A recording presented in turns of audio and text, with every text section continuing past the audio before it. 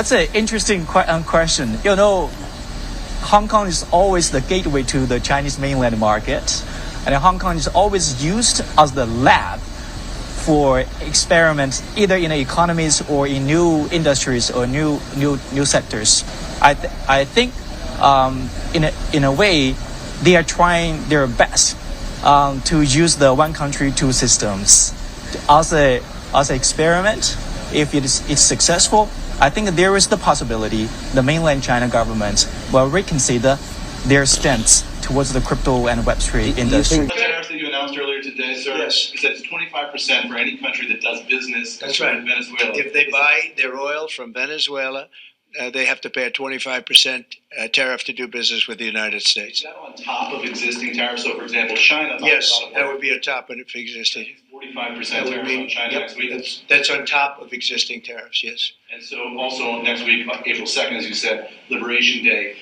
Is that going to be sector tariffs as well as reciprocal tariffs? It's going to be everything. Yeah, it's going to be everything, but not all tariffs are included that day. For instance, we'll do some, as you know, we have already done steel and aluminum, and that's at a 25% level. And we are going to be doing automobiles, which you've known about for a long time. We'll be announcing that fairly soon, over the next few days probably. And then April 2nd comes, that'll be reciprocal tariffs. But we may take less than what they're charging because they've charged us so much. I don't think they could take it. In other words, they've charged us so much that I'm embarrassed to charge them what they've charged us. But it'll be substantial.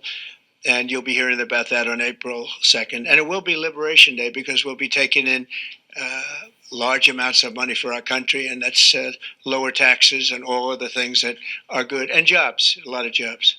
Let's wait and see till April 2nd. I think the administration is trying to create some space here to land these things. Let's call it a soft landing on tariffs that achieve some of the administration's goals while not overly upsetting the market. Remember, I don't think the president wants to ruin the automobile industry in the United States. You're talking about $12,000 to $15,000 per U.S. car if those aluminum tariffs go through in Canada. So it just doesn't strike me that would be in his interest. Particularly, a lot of those people voted for him. Some of those unions, frankly, went out and endorsed him. So, my guess is they're going to intersect this, guys, between some tariffing, some worker protection for the United States, possibly an improvement for America on the USMCA deal. And I think the market's sensing that right now, and the market likes it.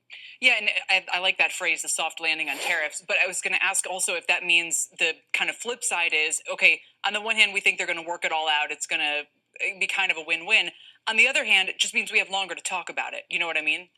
Right. The entire administration has tacked a different way on TikTok. Well, we'll see what happens between now and April 5th, but the law is the law. The Supreme Court has said that. They've given the Trump administration some time on this. But let's remember, Joe, I start off with the premise China has a plan to replace the United States, and they're working at it every single day. They want to beat us technologically, militarily, economically, diplomatically. That's not just me saying that. CIA Director Ratcliffe has repeatedly said that. And when we voted on TikTok in the Congress, remember who voted for it? Marco Rubio, J.D. Vance when they were in the Senate, Elise Stefanik, Mike Waltz, my colleague on the Intelligence Committee. We have to get this right. We've given them a lot of discretion, and the president has put the vice president and Mike Waltz in charge of this. We'll see what they come up with. Citigroup just hiking its price target on gold over the next 3 months, maintaining its bearish forecast for oil, citing the impact of April 2nd tariffs. That's as gold prices continue to hit record highs this year, and oil prices continue to underperform. The analyst behind the note joins us now, Citigroup Global Head of Commodities, Max Layton. Max, I want to ask you about a story that just crossed in the last half hour or so, which is President Trump posting on social media that he plans to implement secondary tariffs on Venezuela that would require any country purchasing oil and gas from them to face a 25% tariff on goods imported to the United States. What do you think the impact will be of that, and on who? Sure. I mean, if you look at the big importers, whether it's China or India, I mean, these are also major goods exporters to the US. So, I mean, a lot will depend on how long these tariffs last and whether they're put in place, on April 2nd, as the statement says. But mean, you're talking about China's already got 20% tariffs. It'd be another 25% based on what the Truth Social post says, which is kind of precisely the downside risk of the tariffs and President Trump's tariff policies represent to global growth and to global trade, which is kind of one of the big underpinning factors behind our bullish gold or maintaining our bullish gold view and maintaining our bearish view on oil. Welcome to the Crypto Teacher, and you know I come back with that video just to make you think. Don't forget to like and subscribe to the channel. And make sure you join the Patrons. If you're not a part of the Patrons, make sure you're hitting the Cash App. And also, guys, make sure you go like and follow the TikTok. More videos to come. And you know you heard it from the Crypto Teacher first. Hong Kong is a gateway to China, and Hong Kong is used as the lab. And I've told you time and time again, Hong Kong is a straw man for China. They learned from the United States. They're going to use Hong Kong to interact with the rest of the world and keep the mainland private. And that keeps you in total control. And remember, the Crypto Teacher told you. But we know China was set up by big banks and big corporations to take the United States' place. And if you have the NWO book, you know that would take a long time, 10, 15 years. But due to all the technology, the digital currencies, they'll be able to do it in a few more years. And remember, the Crypto Teacher told you. And we have Trump 25% tariffs on Venezuelan oil. And of course, that hurts the emerging markets. But if you notice, majority of these tariffs are on the emerging markets that have been applied. The Western ones have just been threats. And we know that's a strategy. And remember, the Crypto Teacher told you. And we have the TikTok drama back up April 5th. And what did he say? China has a plan to replace the United States. And we know that is a fact. But as part of the plan, it moves in phases. And we have gold as the new Bitcoin in 2025. And these central banks are buying up gold because we're moving to a cashless society. And remember, the Crypto Teacher told you.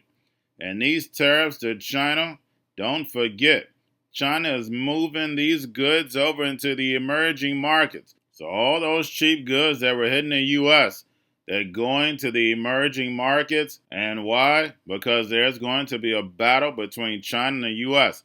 And don't forget, when Janet Yellen was in office, she stated they didn't want the cheap goods anymore. Again, this is a plan. It moves in phases. And we see Trump building this fourth industrial revolution, where the robots, algorithms, and drones take the economy over, pay each other with crypto, and the sheep go inside the metaverse. And we're going to see more and more layoffs pick up due to the machine takeover. And remember, the Crypto Teacher told you. And we received a good pump in stocks and cryptos. And this is a trader's market right now. You got to love the volatility, pumping and dumping. And we probably still have about a week and a half left of it. Don't forget, we have first quarter earnings coming in. And we know that money is going to start flowing back in, because even if they're going to short a stock, that money still has to flow back in. But in cryptos, we're definitely going to keep pumping and dumping. But we know the exact times when we do it. And remember, the Crypto Teacher told you. And when it comes to layoffs, we had plenty of layoffs already scheduled last year for this year. And then on top of it, we're getting the Trump tariffs, which is going to make consumer prices even higher, but also cause even more pressure in the jobs market. And what does that mean? The Fed is going to come in and cut. We can clearly see the jobs market has definitely tightened. And then, guys, we have Israeli eToro is going public. And what do I teach you? That's right, follow the money. And remember, the Crypto Teacher told you. Because he knows, when it comes to the NWO, it's all planned out. You have a wonderful day. But as far as levying tariffs is concerned, the Chinese economy is certainly in a place right now where they can absorb the blow. And all the excitement around DeepSeek and so forth and the flow of money into Chinese equities recently, I think, provides this confidence boost.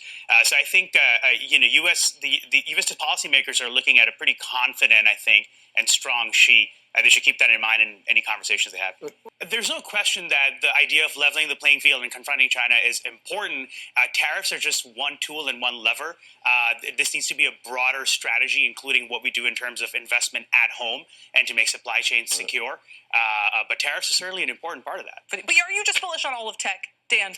Look, I mean, it's my view, overall, we're in year 3 of a 10-year build-out for AI. So the reason and that everybody benefits from that? Not everyone, but when you think about what's happening in terms of this $2 trillion that's going to be spent in terms of AI, it's chips, of course, but when you look at software, you look at cybersecurity, I mean, in my opinion, this is really, it's a fourth industrial revolution that we are in. So I get it in terms of some of the sentiment, but that's why we're so bold. And I think the data don't yet tell us what's going to happen with the slowdown from tariffs. Ultimately, we've already seen 20% on China. We expect more to come there.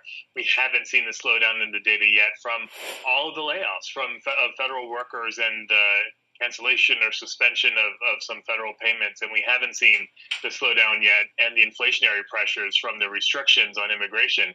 We think all of that is yet to come in the hard data, but the market sort of getting a bit spooked is probably a healthy thing. So, Hello. No, I'm a believer in a lot of things. I was just contemplating in this a lot rally. No, I'm not. And, we had a conversation last week. We thought it got down to levels where theoretically technical support, you should see a bounce within this sort of counter trend rally. We're seeing it now. If you want to do the math and play that game, I think 58.25 makes a lot of sense. That's a 50% retracement of the all-time high we saw in February and this recent low of 55.05. So the rally makes sense. I think, again, probably oversold conditions. But I think it's going to be somewhat short-lived. I could see a day tomorrow where we open on the highs and close on the lows. Yeah, and the other thing is it doesn't really clear up the uncertainty that was causing the downward volatility over the last month or so. I mean, this is the kind of on again, off again. I mean, we've seen this before. We were Trump 1.0. We saw, we're going to do this. By the way, this is not something he ran on. I mean, this was not a reason that he got elected. This wasn't one of the main reasons. And so I just find it really interesting that this is one of the things that's kind of causing, not just on Wall Street, but on Main Street, right? And so when we get to earnings season, really in a few weeks, which is pretty interesting, I think we're going to see that Q1 activity was probably slower than we would have expected. And the guidance for, Q2 is not going to be particularly great. So you have to start asking yourself is that if we don't get any clarity sometime soon, this volatility is going to be here to stay. And, it's probably not doing anybody any favors when you think about the economy coming into the year. It was pretty decent. I think the market still believes that we're going to get more cuts than we will. I think at best we will get one cut, and it wouldn't surprise me if we get no cuts this year, Scott, unless we go into recession. But that's a completely different ballgame. Filing for a U.S. IPO. This is according to a new SEC filing. This is basically a Robinhood competitor. It's an Israeli startup that offers stock trading. eToro does plan to list on the NASDAQ under the symbol ETOR. eToro. This marks the company's second attempt to go public. It had initially planned to try to go public via SPAC back in 2021. It was a more than $10 billion deal at that point. It was called off due to regulatory hurdles and then market conditions at the time. There is no SEC details here around the valuation, but it has been reported that this eToro deal will be around $5 billion on the second attempt. One of the regulatory issues was cryptocurrency. eToro did settle charges with the SEC. It paid a $1.5 million fine related to operating as an unregistered broker and clearing agency here in the U.S. There are some risks listed in the F1 filing, not an S1, it's a foreign company, but results they say will significantly fluctuate from period to period. They talk about market volatility. It's similar to what you would see with a Robinhood and a Coinbase quarter to quarter. On the risk side, they do mention the changing regulatory landscape as one of the risks. They call it complex. Another risk they mention here in the filing, conditions in Israel, including the ongoing hostilities between Israel and Hamas and other turmoil in the region. Goldman, Jefferies, UBS are among some of the bankers and underwriters. Going to a different economy, and we're going to be learning more about that as we go. But clearly, we're learning that things can be done from remote locations. We're learning that technology can replace people even more than we thought. We're not going back to the same economy. We're recovering, but to a different economy, and it'll be one that is more leverage to technology, and I worry that that is going to make it even more difficult than it was for many workers. In Silicon Valley, and my friends who work in technology know that what we did to the manufacturing workers, we are now going to do to the retail workers, the call center workers, the fast food workers, the truck drivers, and then even bookkeepers, accountants, insurance agents, lawyers, and on through the economy. So what happened to the manufacturing workers is a very clear sign. And so we'll import Chinese-based CBDC technology. So it's going to be CBDC in a box provided to you by the People's Bank of China. But every stock, every bond, every currency, every commodity, every piece of art, every private business, every piece of real estate will eventually be a token on a blockchain, an entry on a ledger, permanent and immutable. We will have truth instead of trust, and we will save over $7 trillion a year. 6 to 8% of global GDP is wasted by the friction of the trust industry that's necessary when you have dual entry accounting. With triple entry accounting, which is what a blockchain is, we get rid of all of that friction. It's a beautiful future. Like what you see in China and their social credit scoring systems, right? If we get identity wrong, it could be a tool to enslave humanity. And if we get it right, it could be a tool to liberate humanity. And as an American, I'm obviously rooting for the one that's on the side of freedom. Bitcoin is an international asset. And also, I do believe the role of crypto is, it's digitizing gold. I actually believe this technology is going to be very important. Look at it. We have been part of the huge revolution in investing through ETFs. We believe that ETFs will be changing the whole way we invest. Many people still use it as a means, people are investing it for indexing. No, the majority of people who are putting money in ETFs are active investors that are buying exposure. The entire bond market is being transformed as we talk right now. I believe the next generation for markets, the next generation for securities will be tokenization of securities. And if we can have that distributed ledger that we know every beneficial owner, every beneficial seller, we all have our code of who's buying, who's selling, instantaneous settlement. And think about it, it changes the whole ecosystem. Chinese bank ICBC has been hit by a ransomware attack, and the U.S. Treasury market, as a result of that, has been disrupted. This, according to the Financial Times. We're going to get more right now with Bloomberg's Shonali Bassick. Shonali, what do we know? Listen, we have the Financial Times now reporting that ICBC, one of China's largest banks here, was hit with a ransomware attack. And remember, they're a very significant intermediary in the Treasury market. The SIFMA has told its members that this has been part of the reason here that the system is kind of clogged up, if you will, during that auction that we saw a little bit before.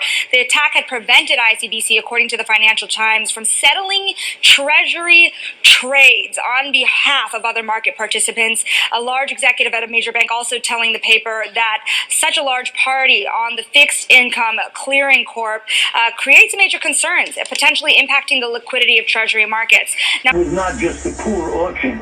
It was absolutely lousy, and when the dealers have to step in to save a treasury auction, that's a rare occurrence. And Cryptoteacher and the New World Order book, plus the 3 kids books. It's time to re-educate. Also, new to cryptos, Coinbase, Bitrue, Binance. Do not forget book links and crypto links are in the description. The stock channel, guys. Don't forget to go like, subscribe, spread everywhere. You have your Kobo, your chip stocks, your banking, your gaming. While everybody's sitting at home, get home stocks, the Seaver, the biotech stocks. And while everybody's at home wishing, they were still getting that free money. What are they doing? Drinking and smoking weed. Don't forget about those stocks, and you have a wonderful day. The most powerful person in the world is the storyteller. The storyteller sets the vision, values, and agenda of an entire generation to come. Steve Jobs. And guys, I truly believe in this. When you look at the New World Order, they're the storytellers. And that's the reason why I wrote my New World Order book. But guys, now it's time to change the current generation. And I wrote 3 kids books. I love the Trinity because I understand the power that's in it. So I have 3 books. We have an opportunity to change the generation, to educate not just me, but I want to show you that I take action on a daily basis. And I want you to take action on a daily basis. Whether it's your job, whether it's in your community, we have an opportunity right now to educate the masses. I posted this on my Twitter account. Please share, but this is a short clip of the 3 books. There's going to be a clothing line and action figures. Please get these books for your kids, nephews, cousins, friends, so therefore we can start the re-education now. Because as we see, the 4th Industrial Revolution foundation is definitely here. Robots, algorithms, drones, taking humanity out the picture. We have to re-educate. But let's get into the video. Part 1. King Joshua and Grandma Tam save the village. Part 2. King Joshua and Grandma Tam save New York from COVID-33. Part 3. King Joshua and Grandma Tam goes to China. It's mandatory to get part 1, part 2, and part 3 of this series. It's time to re-educate Generation Z.